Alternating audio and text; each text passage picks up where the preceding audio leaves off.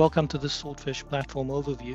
Today we'll be going through the Cyberops module. The Cyberops module gives you a 360 view of your MDR service. When we enter the Cyberops module, you see the KPIs around the service and how it is performing. One of the key elements that is available as a part of the Swordfish experience is our integration with Microsoft Power BI. Through Microsoft Power BI, we're able to help you to build reports which are customized to the information that you would like to be able to see as a part of your MDR service. What you can see in this dashboard is, as an example, the alert flow, the case severity, the alert efficiency. These can be customized by the reporting period as well as show the closed cases overview.